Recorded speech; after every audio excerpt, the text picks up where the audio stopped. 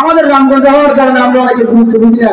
বাবা শাহ মিরান কোন মহান শাহ, এটা যদি চট্টগ্রাম হতো আপনারা দেখুন, আপনারাও বলবেন এখান থেকে জিয়ারত করতে যেতেন। কথা বলেন ঠিক কিনা? অনেকে চট্টগ্রাম যায়, বিভিন্ন জায়গায় যায়, অবশ্যই যাবেন, আল্লাহ ওলিদের দরবারে জিয়ারত করবেন, সমস্ত ওলিদের দরবারে যাবেন। কিন্তু আমার ভাইরা মনে রাখবেন, এখানে এমন একজন আল্লাহর ওলি শাহিদ রয়েছে, যিনি সাধারণ কোনো ওলি নয়, যিনি হচ্ছে হুজুর গৌসে পাক, যার লকব হচ্ছে গৌসুল আলমিন, গৌসে সামদানি, কুতুব রব্বানি, পীর হাক্কানি, মাহবুব সুবহানি, শেখ সৈয়দ মীর মোহাম্মদ আব্দুল কাদের জিলানী আল গিলানী আল হাসানি ওয়াল হুসাইনি রাদিয়াল্লাহু তাআলা আনহু নবী আপন ছেলের বলেন নবী, এনার ছেলে হযরত সৈয়দ আজম শাহ, এনার ছেলে সৈয়দ আহমদ তামরি তলবপুরি, সৈয়দ শাহ মিরান রাদিয়াল্লাহু তাআলা আনহু, তিনি একজন উচ্চ মানের উচ্চ কালের বলেন সুবহানাল্লাহ। বাবা শাহ মিরানের দরবারে আমি শেষ করে দিচ্ছি। বাবা শাহ মিরানের দরবারে একবার একজন আল্লাহ ওলি গেছে। বাবা শাহ মিরান তখন পাবনা শরীফের মসজিদের মতো উনি খেতাবতের দায়িত্ব পালন করছে। দেখেন আল্লাহ ওলিরা কি করে।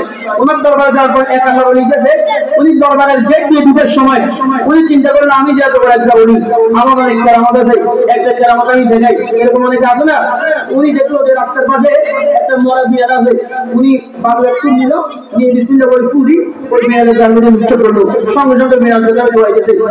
মানে একটু খবর আসছে, বাবা শাহ মিরান নজর করছে, তারা ওনাদের শুনে এইসব নজর করে না, ওনাদের কালবের সব নজর করেন, করে বলেন ঠিক কিনা? বাবা শাহ মিরান যখন নজর করে এটা দেখলেন, উনি চিন্তা করে আজকে এই লোকটা একটা উচিত শিক্ষা দিতে হবে। ওই দিন ছিল জুমার দিন।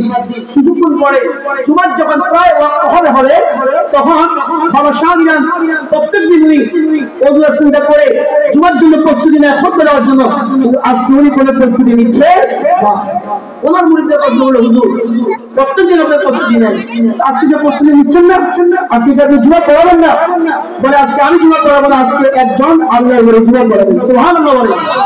কিছুক্ষণ পরে ওই স্থান দিয়ে এক ব্যক্তি যাচ্ছে, যার মজদুর অনেক বড় বড় মুসলমান ইমানদার, কিন্তু তার আমল খারাপ, ব্যবসা একেবারে পবিত্র বান্দা।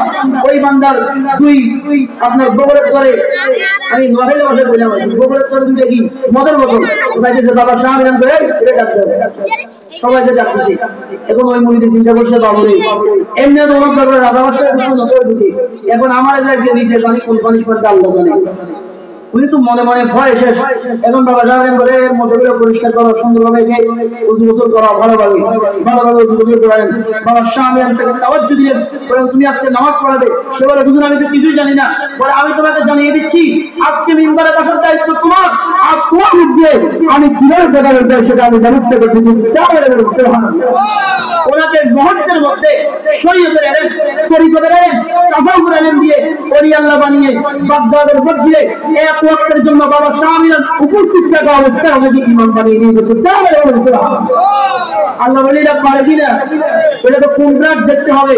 তখন এটা যখন বাবা শাহ মিরান এই ঘটনা ঘটালেন, এরপরে জুমার নামাজ শেষে ওই দরবেশকে লক্ষ্য করে বার করতেছেন, এই দরবেশ সাহেব, আল্লাহ আমাদেরকে আল্লাহর বন্ধু হওয়ার কারণে কিছু দান করেছে, তরিকত তাসাউফের কিছু বিষয় দান করেছে, এগুলো দান করেছে কেরামতি আমাদেরকে এই রাস্তার পাশের মরা বিয়ান কুকুর চিন্তা করার জন্য নয়। এখানে অনেকগুলো মানুষ আছে যাদের কলব মরা, যাদের দিল মরা, যারা যদিও মানুষ আল্লাহ তাদেরকে ইবাদতের জন্য পাঠিয়েছে, কিন্তু তারা দুনিয়ার মধ্যে গিয়ে দুনিয়ার মহব্বতে, টাকার মহব্বতে, গাড়ির মহব্বতে, নারীর মহব্বতে, বিভিন্ন কিছুর কারণে তারা পথভ্রষ্ট হয়ে গিয়েছে, বিপদে চলে গিয়েছে। তাদের কলবকে পরিশুদ্ধ করে মদিনার আয়না বানিয়ে শরীয়ত তরিকতের এলম দিয়ে তাদেরকে আল্লাহ বানিয়ে জান্নাতি বানিয়ে দেওয়ার জন্য চিৎকার করে বলুন সুবহানাল্লাহ। এটাই হচ্ছে বাবা শাহ মিরানের কেরামত। আমি আর কথা লম্বা করতেছি না। ওসবাবে এরকম বানিয়েছেন, বাবা শাহ মিরান বানিয়েছেন। আমি দোয়া করি আল্লাহ পাক যারা আজকে মাহফিলের জন্য টাকা দিয়ে, পয়সা দিয়ে, শ্রম দিয়ে, অর্থ দিয়েছে, যেভাবে সাহায্য সহযোগিতা করেছে, আল্লাহ পাক প্রত্যেকের এই সাহায্য সহযোগিতা দাওয়াতকে কবুল করুন এবং বাবা শাহ মিরানের খাস তাওয়াজ্জু ফয়েজ আল্লাহ আমাদেরকে জারি রাখুন। আগামীকালকে সকলে দরজা শুনতে যাবেন, বাবাজানকে জিয়ারত করবেন, সেখান থেকে দোয়া বরকত দিবেন। আল্লাহ তাআলা আমাদেরকে তৌফিক দান করুন। সকলে বলেন আমিন।